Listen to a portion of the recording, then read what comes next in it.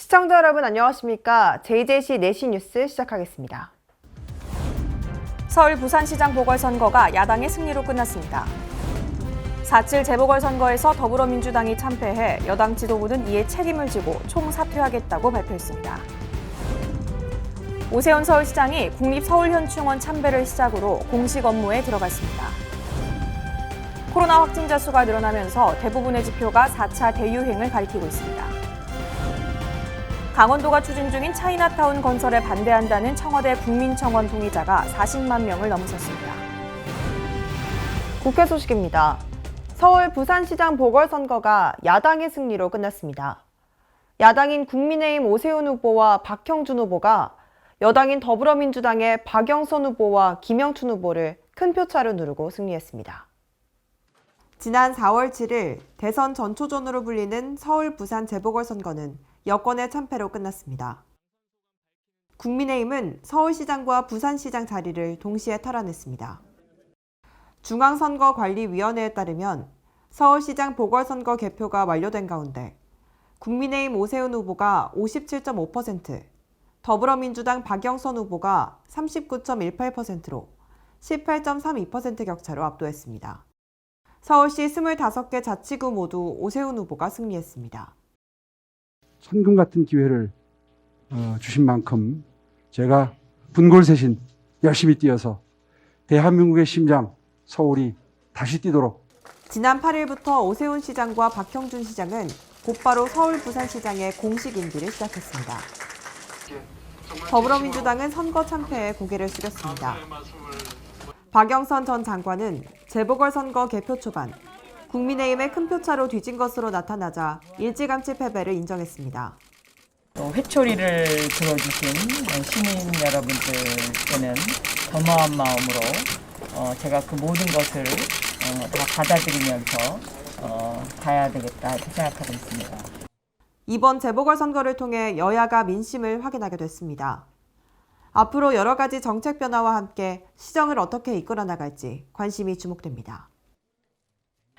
지난 4.7 재보궐선거에서 더불어민주당이 참패의 결과를 얻음에 따라 여당 지도부는 이에 책임을 지고 총사퇴하겠다는 성명문을 발표했습니다.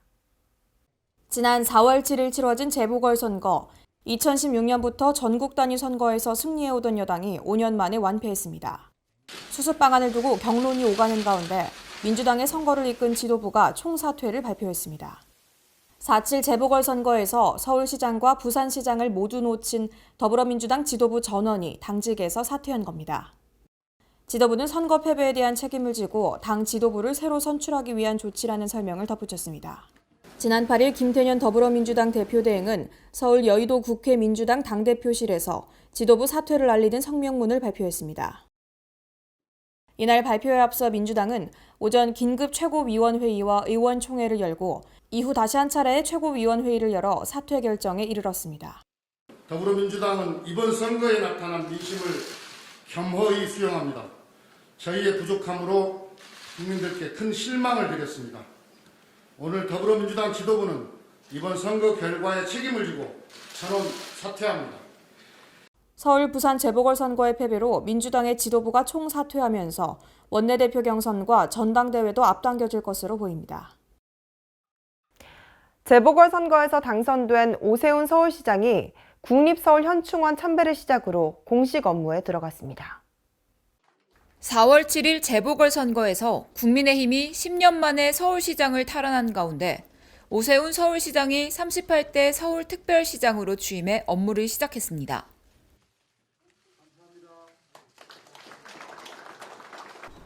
8일 오세훈 서울시장은 국립서울현충원 참배를 시작으로 공식 업무에 들어갔습니다. 현충탑 앞에서 헌화와 분향을 마친 오 시장은 다시 뛰는 서울시, 바로 서는 대한민국이라고 방명록을 남겼습니다. 이후 시청사 1층 로비 환영 행사에 참석해 직원들로부터 꽃다발을 받고 취임 소감을 밝혔습니다. 서울시 직원 여러분들 이렇게 뵈니까 정말 다시 한번 무거운 책임감이 느껴집니다. 이제 오늘부터 서울시는 다시 뛰겠습니다. 비록 임기 1년 남짓의 보궐선거로 당선이 됐지만 아마 최선을 다해서 그동안에 미흡했던 점 보완하고 여러분 도움을 받아서 여러분의 노력으로 아마 바꿔나가게 될 겁니다. 또한 서울시의회 본관 의장실을 찾아 김인호 서울시의회 의장을 만나 의회 차원의 지지를 요청했습니다. 한편 서울 시민들은 새롭게 당선된 오세훈 시장이 현재 산적해 있는 코로나 등 여러 가지 문제를 잘 풀어나가길 기대하고 있습니다. 20대 초중반이기 때문에 요즘에 사실 코로나 때문에 취업 관련된 정책이 많이 어렵잖아요. 그래서 그런 연계 정책 좀 많이 펼쳐주셨으면 좋겠고, 그리고 집값 안정화 문제도 좀 신경 써주셨으면 좋겠습니다. 시민들이 더 행복하고 안전한 생활을 할 수 있도록 열심히 시장 운영 잘 해주셨으면 좋겠습니다. 우리 모든 서울 시민들이 공감할 수 있고 그리고 서울 시민들 마음이 편안한 그런 정책으로 시정을 이끌어가 주셨으면 감사하겠습니다. 이처럼 제38대 서울특별시장에 당선된 오세훈 시장이 앞으로 어떻게 서울시정을 이끌어갈지 주목받고 있습니다.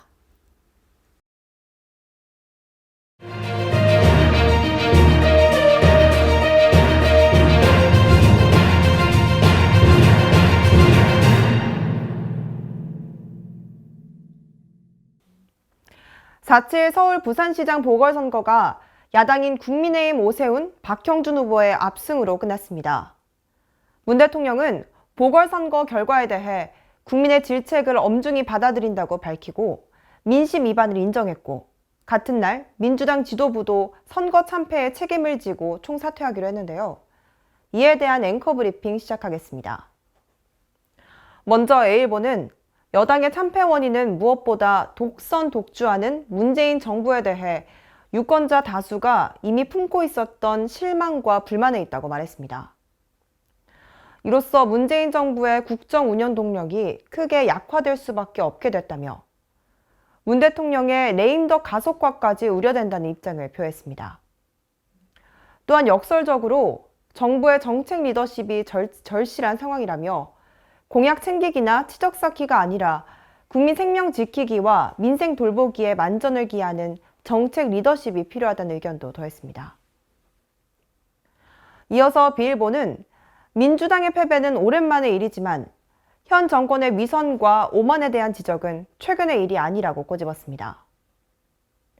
또한 여권의 쇄신은 몇몇 얼굴만 바꾸는 것에 그쳐서는 안 된다며 국정 운영 방향도 근본부터 살펴야 한다고 말했습니다. 마지막으로 C일보는 이 결과는 여당에 대한 심판이지 제1야당이 잘해서 얻은 성과가 아니라고 지적했습니다. 국민의힘은 착각에 빠져 쇄신의 초심을 잃어서는 안 된다며 오히려 뼈를 깎는 혁신의 길은 더 책찍질해야 마땅하다고 말했습니다. 또한 민생을 위해 옳은 방향이라면 진보 정당과도 기꺼이 협조하는 유연함도 필요하다는 말을 덧붙였습니다. 정부와 여당은 이번 선거 결과로 드러난 민심을 바탕으로 국정 전반을 되돌아봐야 되고 반성과 성찰의 계기로 삼아야 합니다. 지금부터라도 민의를 겸허히 받아들이고 공정과 정의를 다시 생각하는 계기로 삼아야 할 것입니다. 앵커 브리핑 이어가겠습니다. 코로나19 확산세가 심상치 않습니다. 엎친 데 덮친 격으로 우리나라가 의존하고 있는 아스트라제네카 백신과 혈전 생성 연관성과 논란이 불거지면서 백신 접종에 차질이 빚어질 가능성도 생겼습니다. 또한 일일 확진자 수도 또한 계속해서 늘어나면서 대부분의 지표가 4차 대유행을 가르치고 있습니다. 먼저 A일보는 사태 장기화로 피로감이 커졌지만 다시 방역의 고삐를 바짝 쬐어 확산을 막아야 한다고 말했습니다. 또한 정부는 기계적이고 획일적인 단계 조정이 아니라 최근 감염이 확산된 시설이나 상황 등을 감안한 실효성 있는 대책을 내놓아야 할 것이며 국민들은 역시 고통과 불만이 따르겠지만 방역 조치에 더욱 협조해야 한다고 강조했습니다. 이어서 B일보는 사태가 이렇게 악화된 배경을 따져보면 정부의 원칙 없는 방역을 지적하지 않을 수가 없다고 말했습니다. 올 들어 방역 당국이 내놓은 메시지가 국민의 혼란을 가중하고 방역 경각심을 떨어뜨리는 데 일조했다는 비판이 제기된다며 결국 정부의 오락가락 방역으로 인해 코로나 확산도 못 잡고 국민은 더 큰 불편을 겪게 됐다고 비판했습니다. 마지막으로 시일보는 이제 방역 고삐를 바짝 죄어야 될 때라며 방역당국은 거리두기 단계를 올리고 보안 조치들도 마련해야 할 것이라고 말했습니다. 아울러 아스트라제네카 백신과 혈전 간 관련성을 예의주시하며 접종에 신중을 기하고 다른 백신 확보에 총력을 기울여야 한다는 말도 덧붙였습니다. 정부는 거리두기 단계적 조정은 물론 영업시간 제한, 선제적 검사 확대 등 가능한 모든 조치를 동원해 코로나19 4차 대유행을 막아야 합니다. 시민들의 철저한 방역수칙 준수와 정부의 합리적 대응만이 4차 대유행을 막을 수 있을 것으로 보이는데요. 지금은 방역당국과 시민이 협력해 방역의 둑을 그 어느 때보다 높이 쌓아야 할 때입니다. 강원도가 힘껏 추진 중인 차이나타운 건설에 반대한다는 내용을 담은 청와대 국민청원 동의자가 결국 40만 명을 넘어섰습니다. 청원인은 강원도 차이나타운 건설을 강력히 반대한다며 얼마 전 건설 예정인 중국 문화타운이 착공 속도를 높인다는 소식을 접했다고 운을 뗐습니다. 이어서 한중 관계에 있어 교류와 협력이 중요하다고 해도 이해할 수 없는 사고라고 말하며 왜 대한민국에 작은 중국을 만들어야 하냐고 일갈했습니다. 그러면서 그는 중국인 관광객을 위한 호텔 건설도 반대한다며 춘천의 중도 선사 유적지는 엄청난 유물이 출토된 세계 최대 규모 유적지인데 이곳을 외국인을 위해 없앤다는 건 도무지 이해할 수 없고 우리 역사가 그대로 묻히는 결과를 낳을 수 있다고 우려했습니다. 그는 국민들은 날이 갈수록 심해지는 중국의 동북공정에 자국 문화를 잃을까 불안감을 느끼고 있다며 얼마 전에는 중국 소속사의 작가가 잘못된 이야기로 한국의 역사를 왜곡하여 많은 박탈감과 큰 분노를 샀다고 비판했습니다. 이어 계속해서 김치, 갓, 한복 등의 우리의 고유 문화를 약탈하려고 하는 중국과 맞서야 한다고 덧붙였습니다. 끝으로 청원인은 무슨 상황이든 자국의 안전과 평화보다 중요한 것은 없다고 꼬집었습니다. 진정 자국을 생각한다면 한국을 위해 그리고 국민들의 귀 기울여달라며 이제는 깨어나야 할 때라고 호소했습니다. 해당 청원은 12일 오후 1시를 기준으로 약 49만 명이 동의했습니다. 이어 수도권 소식입니다.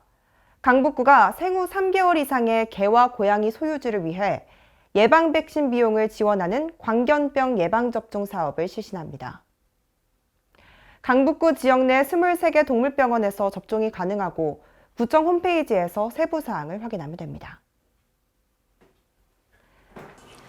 강북구가 4월 15일부터 30일까지 봄철 반려동물 광견병 예방접종을 실시합니다. 광견병은 치사율이 높은 급성 전염병으로 동물과 사람이 서로 감염 매개체가 됩니다. 이에 따라 반려동물 소유주는 관련 법에 따라 매년 한 차례 이상 반드시 광견병 예방접종을 해야 하고 이를 이행하지 않을 경우 200만 원 이상의 과태료 처분을 받게 됩니다. 생후 3개월 이상의 모든 개와 고양이가 접종 대상으로 강북구 지역 내 23개 동물병원을 방문하면 접종할 수 있습니다.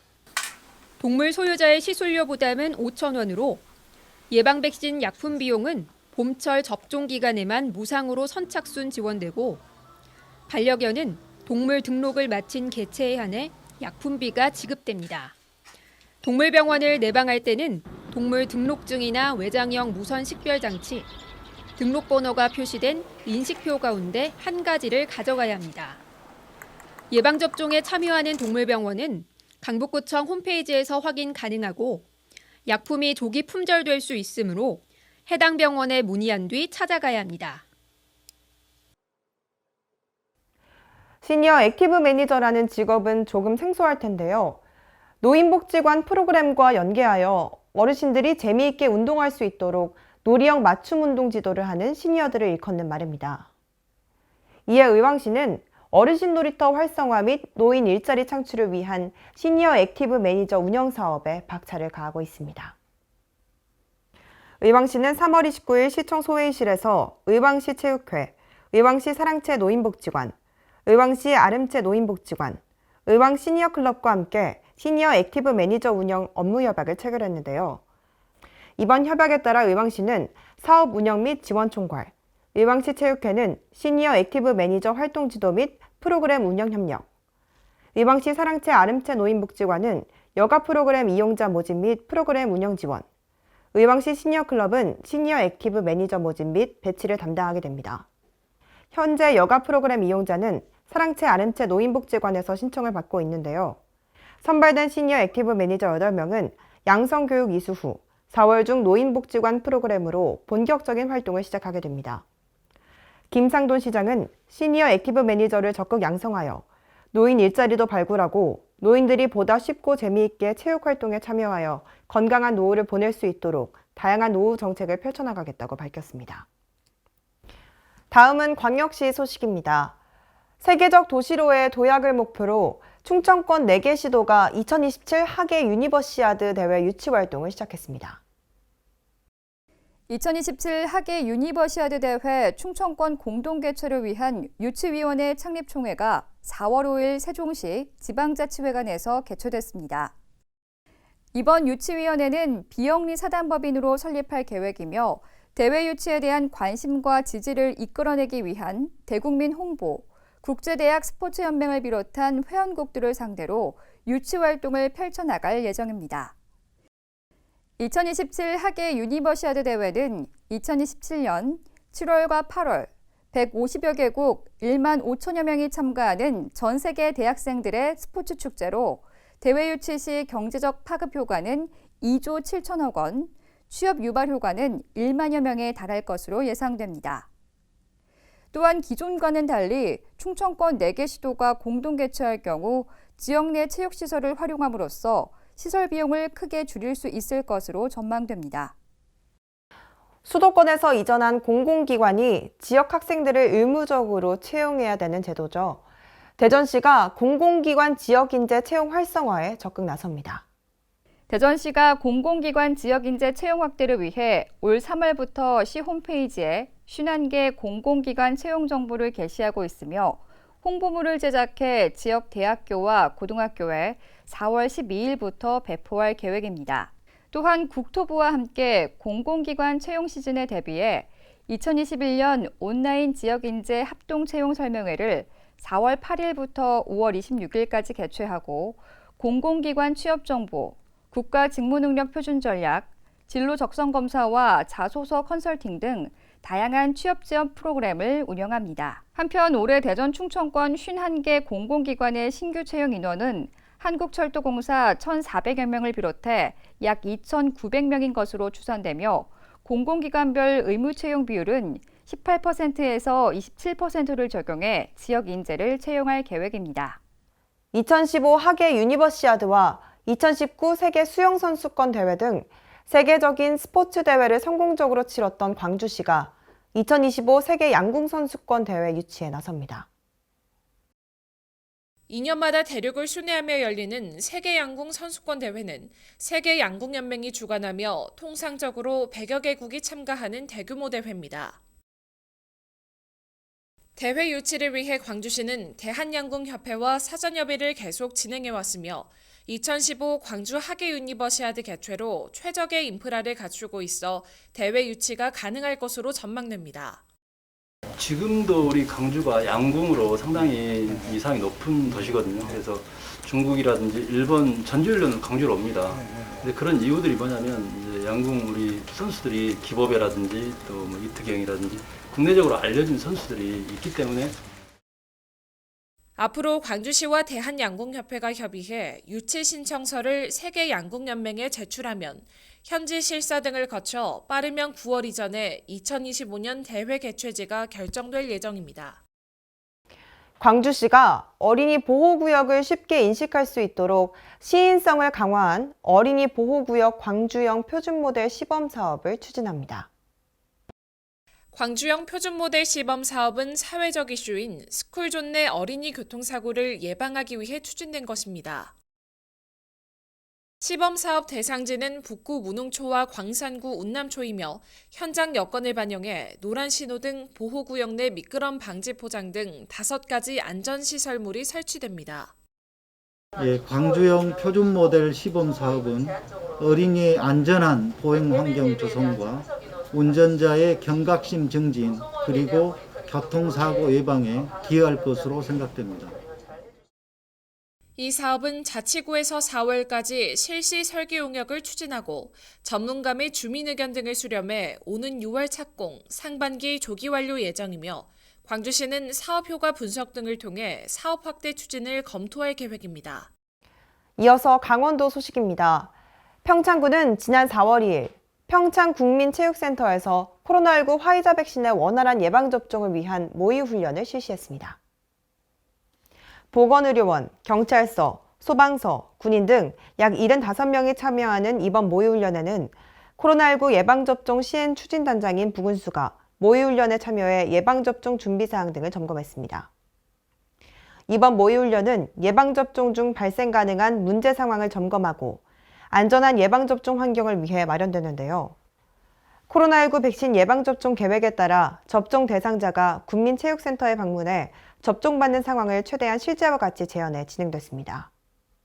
한편 평창군은 사무소를 통해 75세 이상 어르신의 접종 동의서를 받고 수급되는 백신에 따라 4월 말 접종을 시작할 계획입니다. 횡성군이 10년 관광발전 로드맵인 횡성종합관광개발계획을 수립하며 체계적인 관광산업 육성에 박차를 가하고 있습니다. 횡성군이 횡성의 관광 이미지를 확립하고 다양한 관광 수요의 요구에 부응하기 위해 횡성 종합관광개발계획을 수립했습니다. 청정자연과 문화가 공존하는 명품 관광 거점 도시를 목표로 2030년 연간 관광객 400만 명 달성을 계획하고 있습니다. 횡성 관광 이미지 제고를 위한 브랜드 구축, 지역 특화 관광 자원 육성을 위한 대표 관광 상품 개발, 관광 목적성 강화를 위한 관광 진흥 전략 등 3단계에 걸친 개발 전략이 제시되는 한편 가로별 횡성 기행, UFO 타고 떠나는 나만의 감성 여행을 관광 슬로건으로 정하고 청정자연 힐링, 다이내믹 꿈, 감성 아지트 문화 등 3개 테마의 대표 관광 상품 개발도 추진합니다. 횡성군은 단계별로 사업을 추진하여 2021년부터 5년간 횡성군의 인지도를 제고시키고 이후 5년간 지속적으로 신규 관광 명소를 육성해 관광도시 이미지를 확립한다는 구상으로 지역경제 부가가치를 5% 이상 성장시켜 나간다는 목표입니다. 다음은 충청도 소식입니다. 기획재정부가 이달부터 내년도 예산 편성을 만들 것으로 예상되는 가운데 내년도 대형 국책사업의 최대 수혜지로 오송이 꼽히고 있습니다. 바이오와 화장품 산업의 중심지인 충북 오송, 경부선과 호남선이 지나는 KTX 오송역과 청주 국제공항이 인접해 교통 유충지로 불립니다. 충북 미래 100년 먹거리 중심지 충북 오송이 내년도 대형 국책사업 최대 수혜지로 꼽히고 있습니다. 현재 정부는 기획재정부 중심으로 내년도 예산 편성과 관련한 3대 키워드로 광역교통, 균형발전, 한국판 뉴딜 등을 검토하고 있습니다. 이 가운데 광역교통 인프라 확충과 관련된 SOC 예산은 1순위로 배정될 가능성이 높은 것으로 전해지고 있습니다. 특히 비수도권에서는 균형발전 목표를 이뤄내기 위한 SOC 사업이 급부상할 가능성이 높아 예비타당성 조사가 면제된 도로철도 사업이 핵심이 될 전망입니다. 충북에서는 충북선 고속화 사업을 비롯해 평택에서 오송 복복선화 사업 등이 해당됩니다. 평택에서 오송 복복선화 사업은 KTX와 SRT가 운행되는 구간 중 경기도 평택에서 충북 오송까지 철로를 복복선화하는 내용으로 내년 폭발적인 예산 증액이 기대되고 있습니다. 여기에 충청권 광역철도망의 청주 도심 통과 문제도 지역 최대 현안으로 부상하고 있어 기대감을 높이고 있습니다. 정치권 역시 충청광역철도의 청주 도심 통과 지원을 약속하는 등 각종 국책사업에 대한 지역사회 안팎에 기대감을 높이고 있습니다. 만세 보령장학금은 지역인재 육성을 위해 큰 기여를 하고 있는데요. 보령시는 만세 보령장학회 이사회를 개최하고 올해 장학생 선발 계획안을 확정했습니다. 2021년도 만세보령 장학금은 모두 195명에게 3억 500만 원을 지급하게 됩니다. 오는 5일부터 16일까지 신청을 받는데요. 선발 인원은 고등학생 학교장 추천 50명과 대학생 120명 등 일반 장학생이 170명이고 인재 육성 장학생은 25명입니다. 선발 기준은 공고일 현재 3개월 이전에 보령시에 주민등록 주소를 둔 대상자 또는 부모의 자녀입니다. 학업 우수자와 기능 우수자로 구분하여 신청할 수 있습니다. 특히 올해는 대학 신입생 입학지원금을 신설하여 고등학교장의 추천을 받은 30명에게 100만 원씩 지급하고 입학지원금은 타 장학금과 중복수혜도 가능합니다. 또한 우수인재의 외부 유출을 막고 내고장 학교 다니기를 통해 명품교육 도시를 건설하기 위해 추진 중인 인재육성 장학생도 선발합니다. 장학금은 5월 중 지급하게 됩니다. 이어서 경상도 소식입니다. 양산시가 전국 최초로 장애인 가족을 위한 추억의 캠핑카를 선보였습니다. 캠핑카와 함께 텐트와 야외 테이블, 의자 등 각종 캠핑 용품도 갖춰 텐트 야영도 할 수 있는 추억의 캠핑카는 지난해 김일권 양산시장의 제안에서 출발해 NH농협 양산시 지부가 4,600만 원을 후원하고 양산시 복지재단과 양산시 장애인복지관이 1,900만 원을 지원해 탄생했습니다. 여기에 시설관리공단이 황산공원 오토캠핑장의 전용 공간을 확보해 지원하고 지역 자활센터가 캠핑카의 청소와 방역 등의 관리를 지원합니다. 캠핑카 이용 가족은 장애인 복지관이 분기별로 신청을 받아 온라인 추첨을 통해 선정하며 한 주에 2가족씩 총 24가족을 선정할 예정으로 자세한 사항은 장애인 복지관 누리집을 참고하면 됩니다. 이제 도시의 미래 경쟁력은 환경입니다. 지속 가능한 발전, 그 중심에 환경이 있는데요. 포항시는 스마트 그린 도시를 위한 협약을 체결했습니다. 지난달 30일 포항시는 스마트 그린 도시 비전을 선포하고 협약을 체결했습니다. 스마트 그린 도시 공모 사업에 선정된 25개 지자체와 환경부 간의 이번 협약은 지자체가 주도하는 탄소 중립 이행의 출발점으로 스마트 그린 도시 사업의 성공적인 추진을 도모합니다. 스마트 그린 도시는 기후 환경 위기 속에서 인간과 환경이 공존하는 지속 가능한 미래 환경 도시를 말하며 사업의 우수 사례는 탄소 중립 그린 도시 사업의 표준 모델 구축에 반영됩니다. 시는 스마트 그린 도시 공모 사업 중 문제 해결형에 선정됐으며 2년간 총 사업비 100억 원을 투입해 탄소 중립 도시 조성에 박차를 가합니다. 먼저 주거 단지인 원동, 문덕지구에 스마트 미스트 분사 시스템을 구축하고 ICT 기반 재활용 수거 거점 센터를 조성합니다. 또 테마별 친환경 체험 및 치유 정원으로 시민들에게 친환경 녹색 공간을 제공하고 도시의 기후변화 대응 능력을 높입니다. 포항시는 스마트 그린 도시 사업 추진으로 환경 현안을 해결하고 탄소 중립 선도 도시의 기반을 다질 계획입니다. 다음은 전라도 소식입니다. 여수시가 미세먼지 차단 숲을 만들어 건강한 시민의 생활 환경과 근로 환경 조성에 앞장서고 있습니다. 여수시가 2019년부터 2020년까지 여수 산단 1로 및 산단 4로 8.3km 구간에 국도비를 포함한 총 35억 원을 투입해 먼나무 등 14종 12만 6,963그루의 수목을 식재했습니다. 올해는 산단 중앙로 2.7km 구간에 총 4억 원을 들여 대기오염 물질의 흡수와 흡착 능력이 좋은 이팝나무, 가시나무 등을 7종 2만 4,805그루의 수목을 식재할 계획입니다. 장수군이 자연휴양림을 찾는 방문객들을 위한 숲해설 프로그램을 운영합니다. 자세한 내용 황인아 기자가 취재했습니다. 장수군은 자연휴양림을 찾는 방문객들이 휴양림 속에서 지친 몸과 마음을 치유할 수 있도록 숲해설 프로그램을 12월까지 운영합니다. 숲해설 프로그램은 주민과 방문객들이 코로나19로 지친 일상생활에서 벗어나 자연과의 교감을 통해 육체적, 정신적 피로감을 해소하고 올바른 가치관 형성, 환경의 소중함을 느껴줄 수 있도록 하는 힐링, 환경교육 등 맞춤 프로그램을 운영할 계획입니다.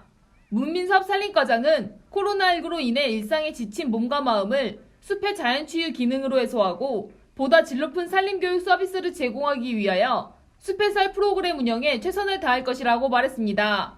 지금까지 전북에서 황인아였습니다. 전주국제영화제 조직위원회가 상영작 발표 기자회견을 가졌는데요. 48개국 186편의 영화가 소개될 예정입니다. 전주국제영화제 조직위원회가 전주 디지털 독립영화관에서 상영작 발표 기자회견을 가졌습니다. 영화는 계속된다는 슬로건을 내건 이번 영화제는 세계 48개국 186편의 영화가 관객과 만나게 됩니다. 영화제 출품작은 전주 시내 4개 극장 17개 상영관과 국내 실시간 동영상 서비스 웨이브에서 관람할 수 있습니다. 김승수 전주국제영화제 조직위원장은 전주국제영화제는 실험적 정신으로 그간 영화인들이 지키고 싶은 영화제가 되어왔다며 영화 팬들이 영화제를 더 가깝고 안전하게 즐길 수 있도록 온오프라인으로 영화제를 진행한다고 설명했습니다. 지금까지 전북에서 황인아였습니다. 정읍시가 식품특화 농공단지에 입주를 희망하는 강소기업과 투자협약을 체결했습니다.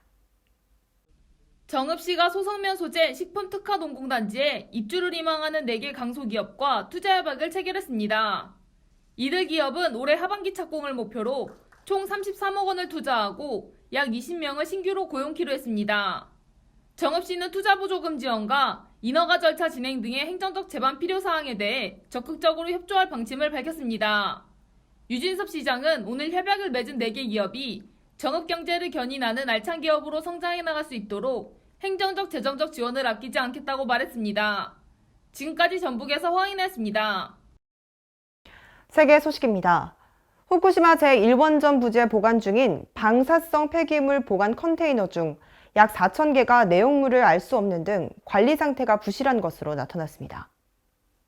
도쿄전력은 후쿠시마 제1원전 폭발 사고 이후 각종 방사성 물질에 오염된 폐기물을 보관해둔 컨테이너 안의 내용물을 폭발 사고 이후 1년간 기록하지 않았다고 밝혔습니다.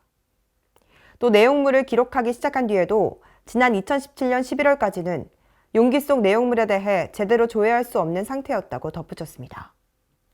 이와 관련해 도쿄신문은 6년 넘게 이어진 부실한 관리로 전체 컨테이너 8만 5천 개 가운데 약 4천 개의 내용물을 특정하기 어려운 상태라고 보도했습니다. 미국 질병통제예방센터 CDC가 인종차별을 공중보건의 심각한 위협으로 정의했습니다. CDC는 인종차별과 건강이라 불리는 새로운 캠페인을 제안하고 이 문제를 적극 해결하겠다고 밝혔습니다. 8일 CDC는 인종차별이 수백만 명의 정신적, 육체적 건강에 부정적인 영향을 끼치고 국가 건강에 악영향을 미친다고 정했습니다. 왈렌스키 국장은 CDC가 인종차별로 인한 건강 불평등을 해소하기 위해 노력한 것은 이번이 처음이 아니지만 이번 캠페인은 건강 형평성에 가장 우선순위를 두고 연구와 관찰이 아닌 해결을 위한 행동을 하겠다는 것이라고 설명했습니다. 왈렌스키 국장은 이를 위해 코로나19 기금을 소수 커뮤니티를 돕는 데 사용하고 기관 내 다양한 인종 및 문화적 배경을 가진 사람을 고용하겠다고 밝혔습니다. 뉴질랜드 전역에서 어린 학생들이 정부의 적극적인 기후변화에 대응을 촉구하는 시위를 벌였습니다. 뉴질랜드 매체들은 9일 뉴질랜드 전역 10개 주요 도시에서 어린 학생들이 정부의 기후변화에 더욱더 적극적으로 대응할 것을 촉구하는 시위를 벌였다고 전했습니다. 10대 청소년들이 주축이 된 수천 명이 지구를 다시 차갑게 하자는 등의 구호가 적힌 플랜카드를 들고 주요 도시의 거리로 쏟아져 나왔습니다. 이날 시위는 기후를 위한 학생 시위라는 국제조직의 뉴질랜드 지부가 주도한 것으로 지난 2019년에도 이미 한 차례 대규모 시위를 벌인 바 있습니다.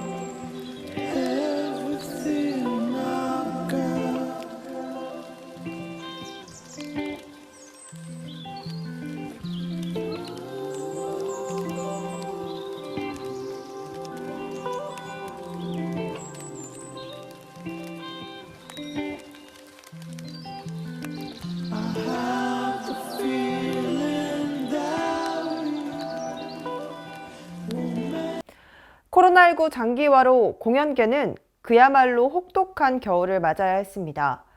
문화체육관광부가 침체된 공연예술 분야를 살리기 위해 인력 총 4,100명의 공개 채용을 지원한다고 밝혔는데요. 올해는 더욱 안전하고 안정적인 분위기 속에서 많은 관객과 무대가 함께할 수 있길 바랍니다. 이상 뉴스 마칩니다. 시청해주신 여러분 고맙습니다.